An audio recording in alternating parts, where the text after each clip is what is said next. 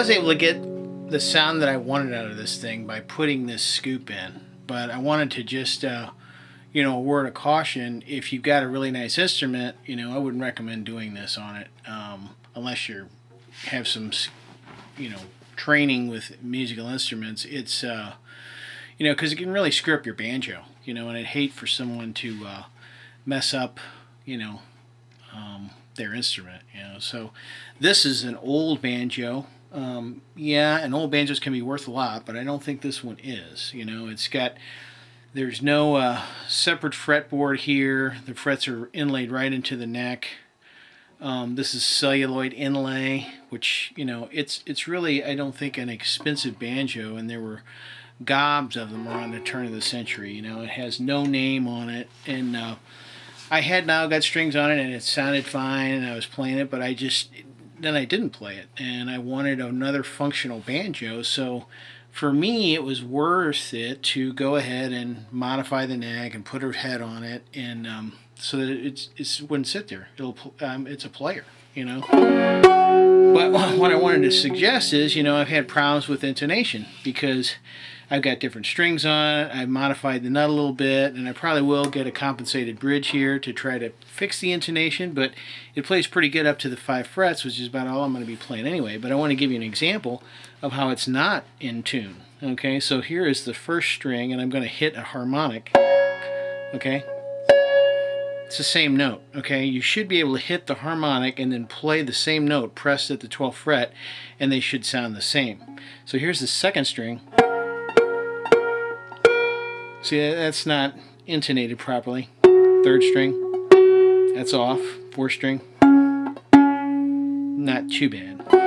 Okay, so I just wanted to make you aware that even taking your banjo apart can throw it out of tune, you know, and mess up your setup.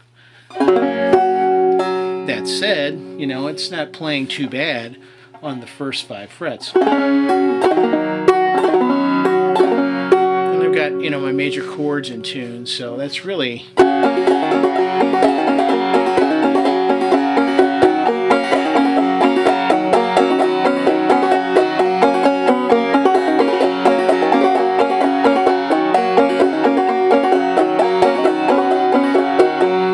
obviously I'm working on the technique. I'll get better at it, but I just want to throw that out there in case someone was thinking of trying. Oh yeah, I can just whack off a piece of the neck and I'll be in business. Well,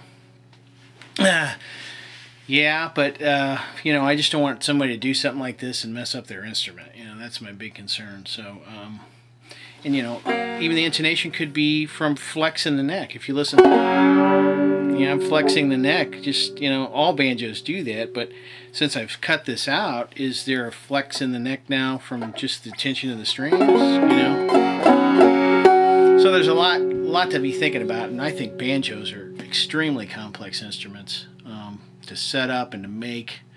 I've kind of been hacking away at it, and they're difficult. You know, you've got this flexible membrane here that you're trying to get a stable setup with. You know, I think solid top instruments are much easier to get to play in tune.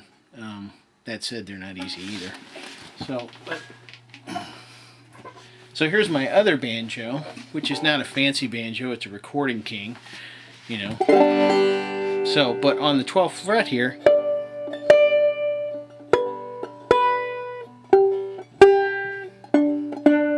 okay, this one is more properly intonated, you know. Nothing's going to be perfect. But, you know, I won't be messing with this one because I don't want to screw it up, you know, because if I do want to play up the neck, this is the one I'll probably be using. So, just a word to the wise, and thanks for watching.